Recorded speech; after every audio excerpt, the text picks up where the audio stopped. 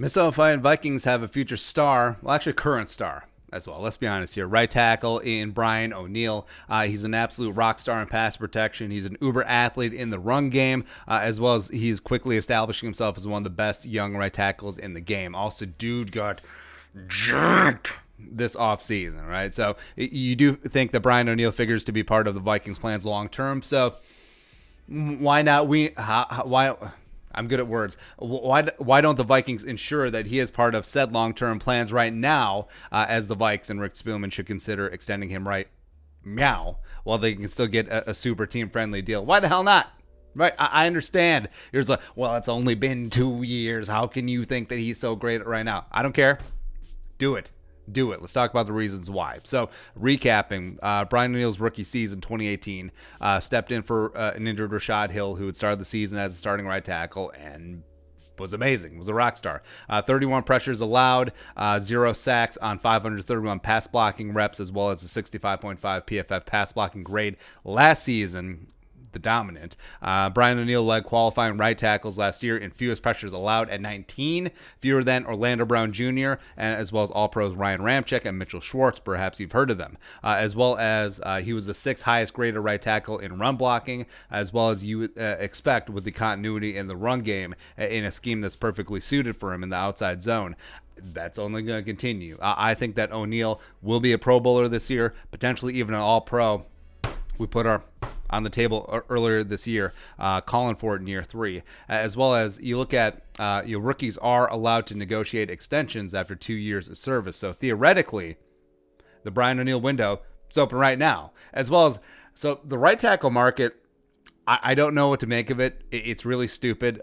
Well, it's not stupid. I think that the market is pricing in the fact that right tackles are approaching the value of a left tackle, as you're starting to see more and more teams rush their premier edge rushers from the right side of the offensive formation. You look at Vikings, Danielle Hunter operating at left defensive end, aka the right side of the offense, right? So it's not so much the back in the day. At left tackle was the blindside guy. He's the premier guy. You see uber athletic as well as talented right tackles as well. So I think the market is trying to gauge in that price. So you got Lane Johnson at the top, the longtime Eagles right tackle, former number 4 overall pick out of Oklahoma. He's on a 4-year, $72 million deal, averaging $18 million per.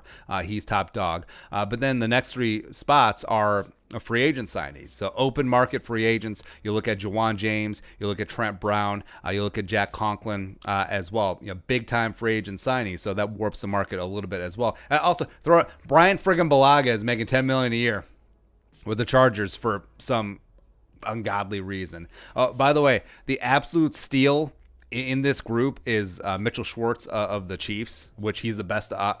For my money, he's the best right tackle in the game. Like him and Ramczyk go back and forth. But he's on a 3-year, $24.455 million deal with the Chiefs, which is just, that's stealing.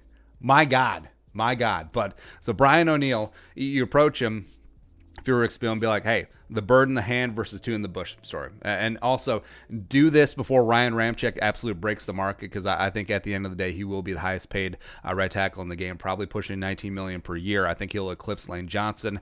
But O'Neill, approach it like this. So Spielman does have a history of taking care of his guys generally a year early. He likes to keep his draft picks in the fold. It looks good on him, as well as sends a good message to the locker room. Hey, if you play, you will get paid unless you're a running back, and then all bets are off. Or if you're a safety. Running backs and safeties, basically just like, yeah. But O'Neill, he's got 2 years left on his deal. 2020, he's due to make a base salary of $880,000, as well as 2021, $1.08 million, which, it's money. It's not a lot in the grand scheme of things. It is kind of chicken feed. So if you're Brian O'Neill, you already have 2 good seasons in the bank. You're looking forward, and you're like, I could take a team-friendly deal now, potentially be young enough to get another big deal at the end of that one, as opposed to waiting to next offseason, waiting potentially even to the 2022 offseason after my 4-year deal is done, or even 2023 if the Vikings slap the franchise tag on me. So I think that he could be open.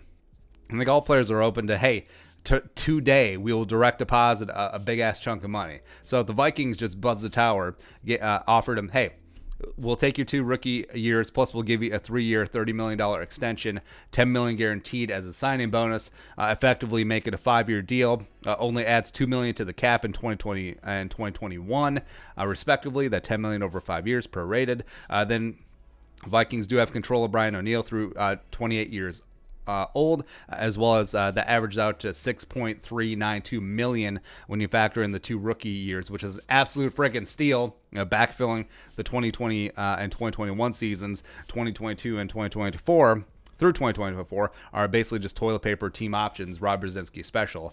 But big selling point for O'Neill, he gets that $10 million today, which would almost be 3x his rookie deal, like 2.5x his rookie deal. And again, it sure as hell beats waiting, because like we said, it may be all the way to 2023 before he actually sniffs the open market. And that adds significant age to him. He will be 26 at that time. Also, for the Viking standpoint, if he has the 2020 that everyone expects him to have, you could be pushing it. Like, say Brian O'Neill is an all-pro, Pro Bowler this year, and if they want to extend him next offseason, which would be typical, I mean, 1 year left on his rookie deal, that may be pushing 16, 17, 18 million per year. So it is a bit of a gamble by the Vikings. Like, you're already extending a guy who only has 2 years in. It's a bit of a gamble on O'Neill's part, where he's taking the bird in the hand as opposed to letting it ride and see if he can get two in the bush. But also, I mean, it'd be an okay bet for the Vikings, because if O'Neill, for some ungodly reason, turns back into a pumpkin, well, he never was a pumpkin, but say he turns into a pumpkin, I mean, they're out the $10 million guaranteed, the signing bonus.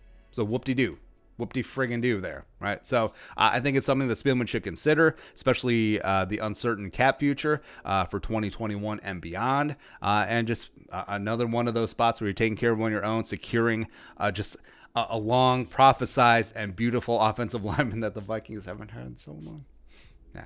All right, but your thoughts? The case for extending Brian O'Neill, right? Meow. Let us know in the comments section below. Subscribe for daily Vikings takes. Want to support that work? Pull us on the Venmo. But until next time, Skull, production value.